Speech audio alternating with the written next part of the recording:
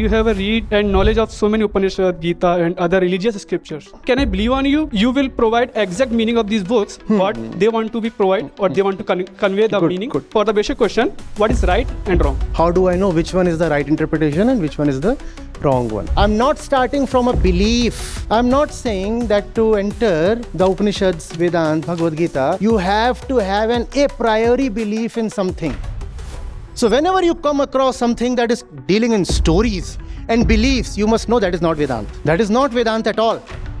So if I is the problem, I'll have to go to a book that talks exclusively of the I, purely of the I. And using my own discretion, I'll have to see whether the book is being honest about it or if there is a hidden agenda. Is the book trying to push stories, belief systems, or is the book helping me inquire in a better and more refined way? That's the reason why we go to the Upanishads.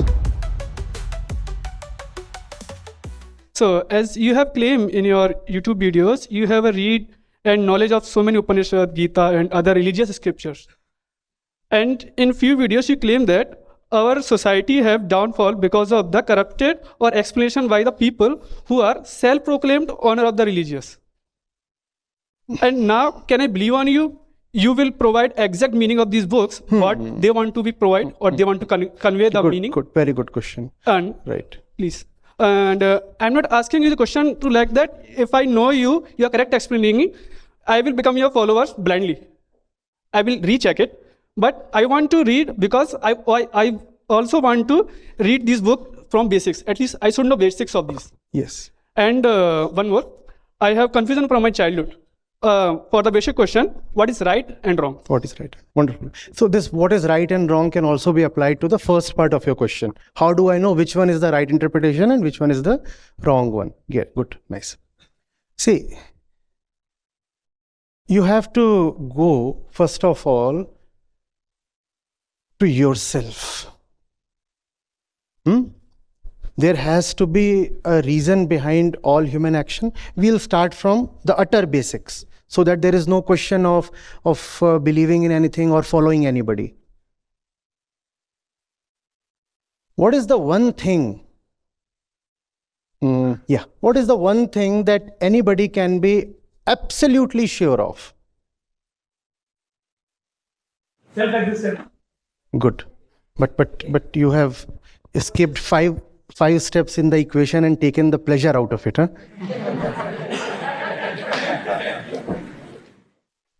This answer will be evident to a few and not so evident to many.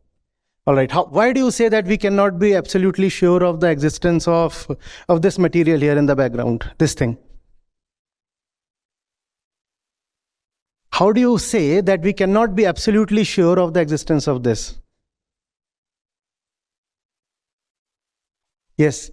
Who said our own existence? Yes. How do you claim that we cannot say that this wood here exists? Every other form of perception could be dream.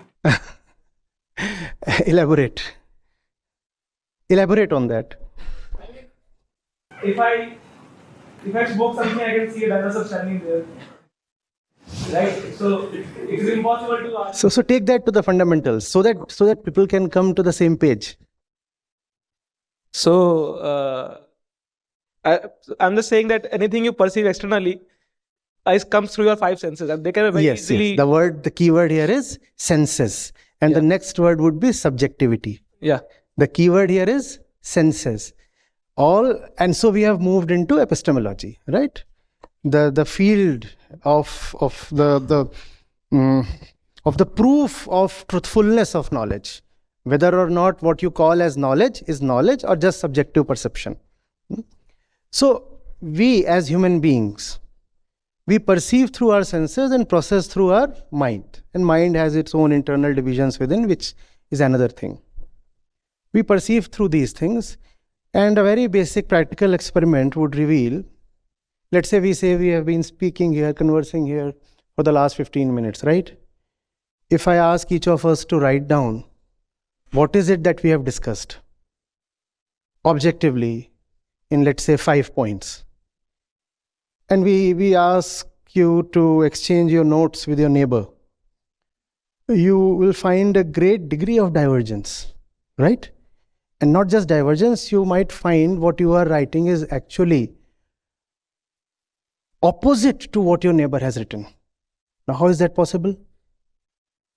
If you all perceive that there is just one speaker who is uttering just one line of these oral signals, then how is it that each of us are writing down different things in notebooks?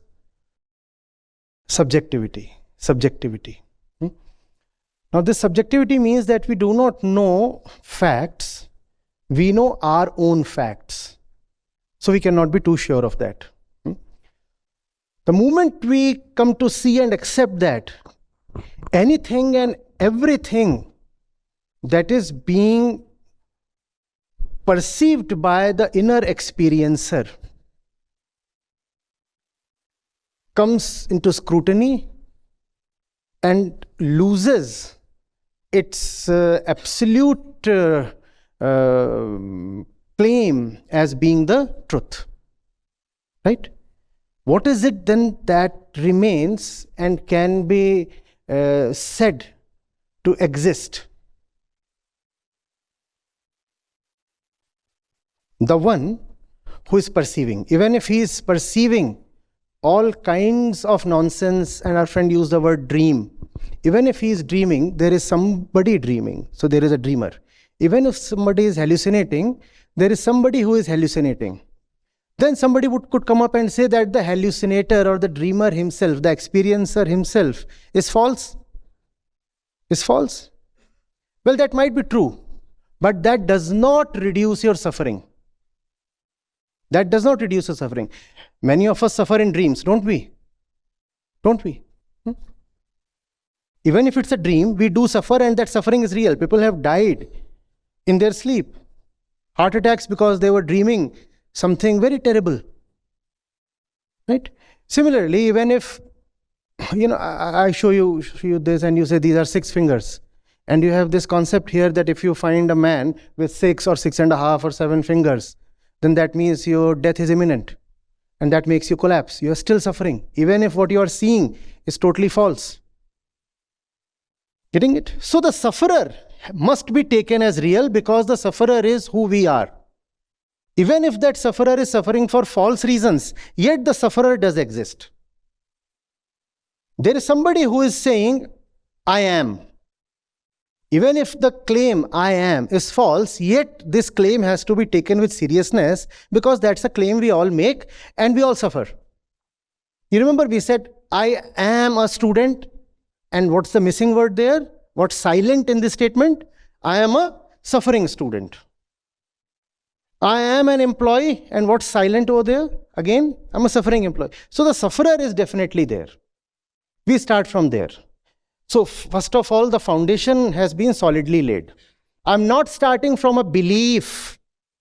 I'm not starting from a superstition. I'm not saying that to enter the Upanishads, Vedanta, Bhagavad Gita, you have to have an a priori belief in something, which many of the world's religious systems mandate.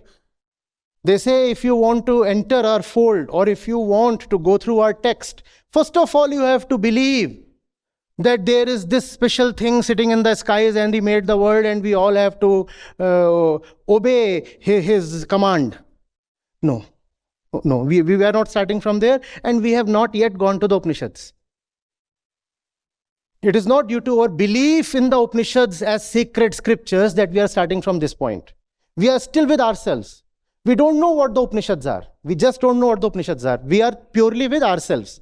And this is a very, very scientific thing. I am with myself and I see that I suffer. Right? So, what's the next thing? If I want to take...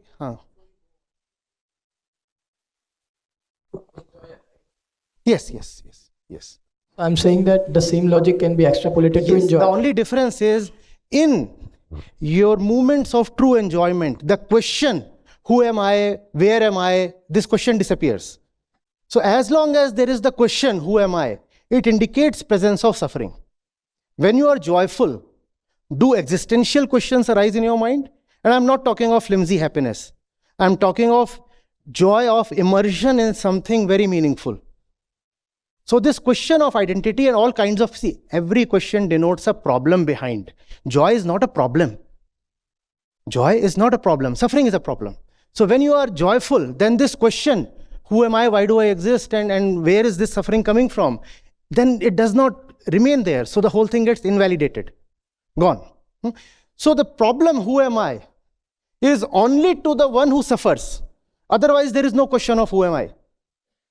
The Jnani, the Mukt, if I refer to the scriptures, they do not ask Koham, who am I? Koham is for the one who is entangled. Koham, Sanskrit, simple, who am I? So I start from there. I am the sufferer, and I have yet not gone to the Upanishads or the Gita. Now, to whom should I go? If the I is the problem,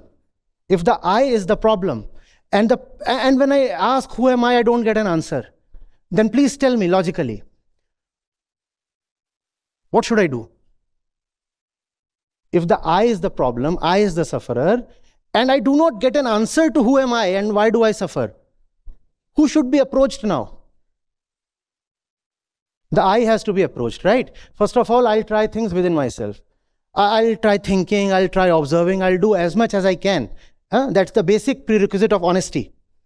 If I have a problem, the onus of challenging it lies firstly on myself. So I'll try things at my own level, with my own capacity. I'll do all those things. And when I find that I am getting saturated in terms of my own efforts, who will I go to? Spiritual gurus who have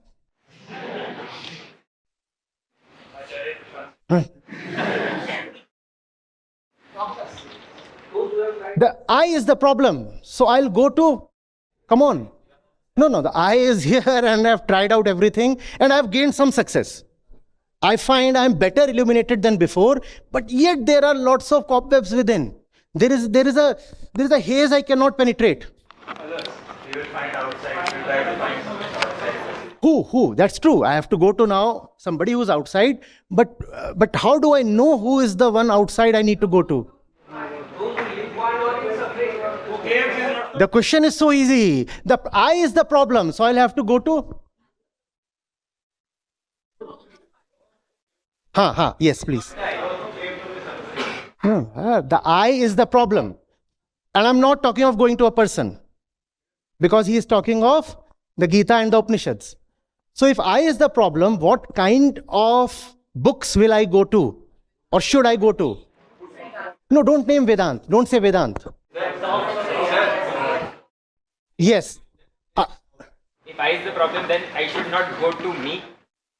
I have already gone within myself and found that I'm getting obstructed because I myself am the problem. So now I have to go to something else. So anything which is not me. That's not, no, anything that is not me might further complicate the problem of me, because that is my own object. If I am confused and if I go to something random, who is choosing that random thing? I. Wait. Let me first finish off with my line of inquiry. I'll go to something that talks exclusively of the I. If I have trouble in my tooth, I'm not going to visit a cobbler. If I have trouble in my nose, I'm not going to visit the renal department, nephrology. I'm not going to do that. So if I is the problem, I'll have to go to a book that talks exclusively of the I, purely of the I. And using my own discretion, I'll have to see whether the book is being honest about it, or if there is a hidden agenda. Is the book trying to push stories, belief systems, or is the book helping me inquire in a better and more refined way? The Upanishads are such books because their subject matter is nothing but the I. Nothing but the I. And to the extent, the Upanishads too, some of the primary Upanishads, including some of the Pramukh Upanishads, they have other subject matter as well. Because they are simple reason, because they are the primary ones, the first ones. So they are not yet as refined and they are very thick volumes. Being thick, it means that they may contain other things as well beyond the inquiry into the I. And as you move on, you find that the later Upanishads, they keep gaining in brevity. They keep on becoming smaller in terms of the length of the volume. And They do not deviate from the central problem of the self. That's the reason why we go to the Upanishads. Okay, getting it? Not because we are Hindus or Sanatanis, not because we have to believe in some creed, but because I is a real problem that I must find a real solution to. That's why we go there. Now, even among the Upanishads, there is diversity because they were composed over a long stretch of time, extending even the Upanishads. I'm not talking of the Samhita part of the Vedas. Even the Upanishads were composed over a period of around 10 centuries. 10 centuries. And in a spread across a vast geography. Right from, you could say, Sindh and parts even to the west of Sindh, extending right till almost Bengal. And then from there, Kashmir till down south. As south as the sages of that time could have gone. So it's a vast territory, and the means of communications were not very well developed. So even among the Upanishads, there is a fair degree of diversity. So how do we know what is the very, very precise subject matter of the Upanishads? Because I am looking for something very precise. So then we refer to the Mahavakyas of the Upanishads. Mahavakyas. So 4 of them are universally accepted. We know of them, general knowledge. But it's not just 4. The list can be extended to 20 or 40. Right? And then you see from there that the Upanishads talk of nothing but the problem of the self. They are philosophical documents. They are talking of the problem of the self. Which means that anything that claims to be based on the Upanishads but talks of things other than the self has to be negated, right or wrong. That is how you detect when you are reading a wrong kind of line of interpretation. Sir, the agenda of the meeting was self, and you are blabbering about something else. You are talking about this kind of ritual, that kind of ritual, this belief, that belief, the Varna system, the ashram system. Sir, we are not here to talk of that. We are not here to talk of the wife's responsibilities towards the husband. We are here to talk of the central and universal problem of the self. And you say that your interpretation, your bhashya, your vyakhya, your tika, your exegesis is based on Vedanta. But Vedanta is self. Why are you talking of other things? And so many stories you have come up with. What does the problem of self have to do with stories? So many stories you are coming up with. Sometimes the stories can be useful in delivering a point. But that point has to be the self. But look at your stories. To what extent are your stories bringing me closer to myself, and to what extent are they taking me actually away from myself? So whenever you come across something that is dealing in stories and beliefs, you must know that is not Vedanta. That is not Vedanta at all. This is how you detect right and wrong. This is how you know which interpretation is worth it and which of is just a product of human mind, human thought, human imagination. We have imaginations of our own. Why do you want to overload ourselves with imaginations of others as well? Sir, if I have to dream, I have my own dreams. If I have to hallucinate, if I have to be foolish, I already have my own foolishnesses, enough of them. Why do I have to embrace your foolishness as well? So Vedanta and anything related to Vedanta has to deal exclusively with the self. A little bit of deviation from the self, and you must keep the book away. This is not worth it. You do not understand Vedanta. Instead of Vedanta, you are dealing in something else. You are bringing your personal prejudices in. Your thoughts of your racial superiority or the supremacy of your beliefs or the greatness of your land. All those things you are bringing it in. Vedanta has no time for this kind of stupidity. This place is superior, these people are superior, this gender is superior, this is superior, that is superior. You have to believe in this. Those who don't believe in this, they go to Swarg and Nark. Sir, we are not interested in going to Swarg.